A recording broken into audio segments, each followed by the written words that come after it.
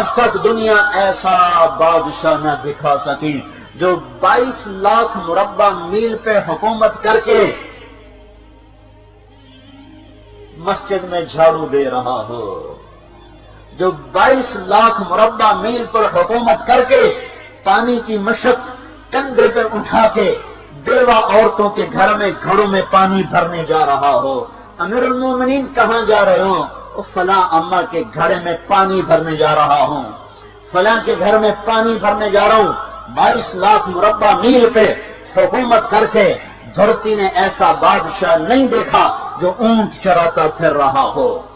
اور جو بیت المال کا اونٹ گم ہوا، چولے کو باندھا اور دوڑ لگائی، آگے انس بن قیس ملے، ارے کہاں جا رہے ہو امیر المومنین؟ کہ تو بھی آجا، بیت المال کا اونٹ گم ہو گیا، مل کے تلاش کریں۔ پتہ نہیں کتنے مسلمانوں کا اس میں حصہ ہے۔ دھرتی ایسا بادشاہ نہ دکھا سکے گی، نہ دکھا سکے گی، کوئی ایسا آیا ہی نہیں ہے کہ جو اتنی بڑی سلطنت کا مالک ہو اور کیکر کے درخت کے نیچے بغیر پیروں کے سو رہا ہو۔ یہ ہمارے چھوٹے چھوٹے حکمران، ووٹوں کے ذریعے سے کرسیوں پر بیٹھنے والے، ان بے وقوفوں کے آگے بھی پیرے، پیچھے بھی پیرے، دائیں بھی پیرے، بائیں بھی پیرے، اوپر بھی پیرے، ان کی گاڑیاں بھی بلٹ پروف، یہ پھر بھی ڈرتے ڈرتے جا رہے کہ انہوں نے ظلم کیا، یہ اپنی ذات میں خوف زدہ ہو گئے۔ عمر نے اپنے نام کے ساتھ فاروق کا لقب آپ نے کہا عمر فرق بین الحق والباطل، عمر وہ عمر ہے جس نے حق اور باطل میں فرق کر کے دکھا دیا، اس لیے یہ فاروق ہے، اس نے حق اور باطل میں فرق کر کے دکھایا، یہ فاروق ہے۔ حسن بصری فرمایا کرتے تھے اپنی محفلوں کو عمر کے ذکر سے سجاؤ۔ حضرت عائشہ فرمایا کرتی تھی عمر کے تذکرے کیا کرو کہ جب عمر کا تذکرہ ہوتا ہے تو عدل کا تذکرہ ہوتا ہے، جب عدل کا تذکرہ ہوتا ہے تو اللہ کا تذکرہ ہوتا ہے۔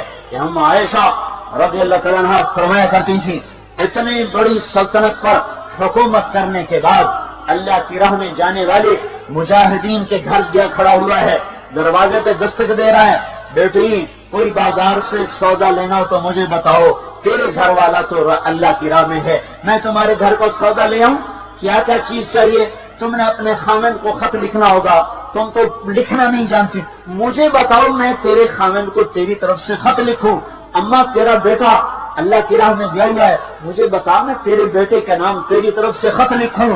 اتنی بڑی جس کے سامنے کیسر اور کسرا زیر و زبر ہو گئے، تج کلا وہ زمین میں جاتے، تہ خاک میں وہ سارے ہیرے لال جواہر، وہ زمین میں لوٹ پوٹ کرنے والا، کسرا کے تخت کو توڑنے والا اور روم کی طاقت کو توڑنے والا، آل ساسان کی طاقت کو توڑنے والا اور نوشیروان کے خزانے مدینے میں لانے والا اور خسرو پرویز کے خزانے مدینے میں لانے والا اور رومت الکبرا کے خزانے مدینے میں لانے والا خود اپنے کرتے میں 14 پیوند لے کے چل رہا ہے۔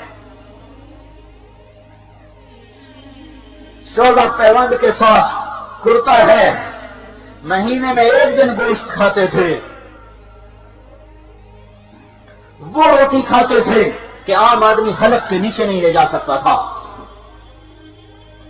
ہے سال کی ابتدا اس شخص کی شہادت سے ہوتی ہے جس کو اللہ نے وہ عزت دی۔ آپ نے کہا میرے 2 وزیر آسمان میں، 2 وزیر زمین میں، آسمان پہ جبریل اور میکائیل میرے وزیر ہیں، زمین پر ابو بکر اور عمر میرے وزیر ہیں۔ آپ فرمایا کرتے تھے ابو بکر عمر اگر کسی بات پہ جمع ہو جائیں تو میں ان کے مشورے کے خلاف کبھی نہ کروں گا۔ ابو بکر تیری مثال ابراہیم کی ہے، عمر تیری مثال نوح علیہ السلام کی ہے، ابو بکر تیری مثال عیسیٰ علیہ السلام کی ہے، عمر تیری مثال موسیٰ علیہ السلام کی ہے۔ آپ مسجد میں آئے، آپ کے دائیں طرف ابو بکر تھے، بائیں طرف عمر تھے، آپ اندر آئے اور کہا دیکھو اسی طرح قیامت کے دن ہم اٹھیں گے کہ میرے دائیں طرف ابو بکر ہوگا، میرے بائیں طرف عمر ہوگا اور ہم ہاتھوں میں ہاتھ دیے ہوئے اٹھائے جائیں گے۔ اور ایک حدیث میں آتا ہے اور میرے قدموں سے بلال کو اٹھایا جائے گا جو نکلتے ہی اذان دے گا۔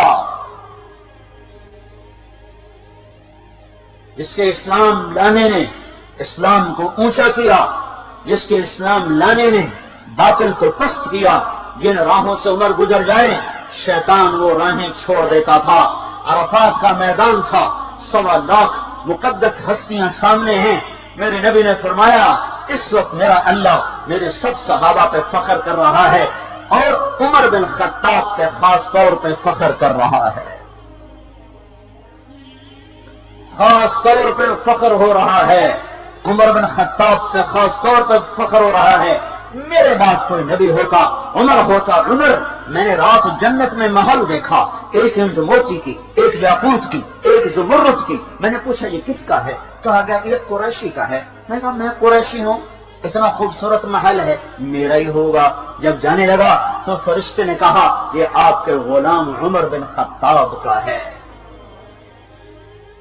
وہ کیا مبارک لوگ ہیں کہ جنہیں نبی کے گھر میں قبر نصیب ہو، ایک طرف ایک ساتھی، ایک طرف دوسرا ساتھی، جن کو نبی کے دو پہلوؤں میں جگہ ملی ہو۔